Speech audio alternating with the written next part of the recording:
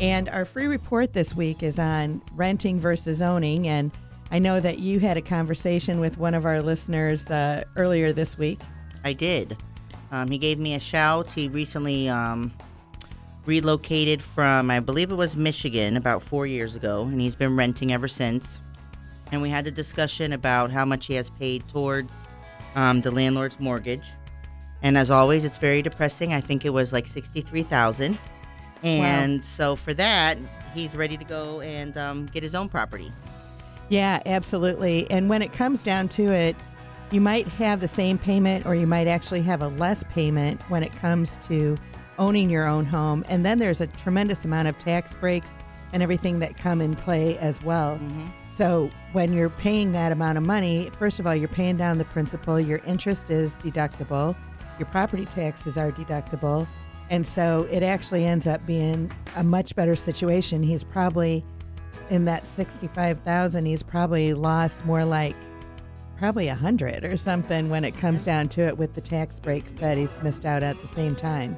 And so the thing is that if you aren't ready to, purchase right out right now, though, we do have a program for people that is a rent to own program. Mm-hmm. that is actually a rent with a right to buy, is what it comes down to.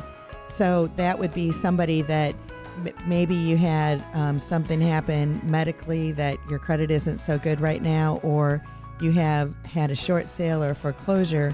This gives you the opportunity to actually choose a home that you want to live in a neighborhood that you want to live in, and you're able to just pay market rent on it. But at any point in time, up to 5 years, you can pull the trigger and decide that you want to buy it. So it's a pretty awesome program. In January in 1996, the median price in Orlando was $90,312. In January of 2016, the price is $176,500. So that is a 95% increase.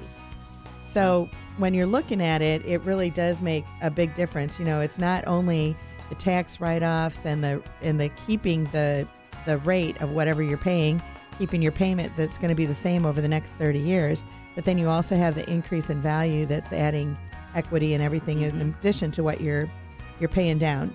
When you do buy a house, you might not realize that it's usually at least a month until your first payment. Mm-hmm. So you do have some time to get everything together because the interest for that first month is actually gathered or paid for at the closing. And so that's one of your closing costs and paying for that. So you do actually skip a month of payment. So when you look at it all the way around, it does end up being a great opportunity for you with all the programs that are out there. There's USDA and VA that both of those require zero down. Mm-hmm. And then there's a minimal amount down on an FHA, which is 3.5% down. There are some 3% conventionals out there. So when you're looking at it, we've got a lot of creative ways to make things happen for you, and that's absolutely what we're all about.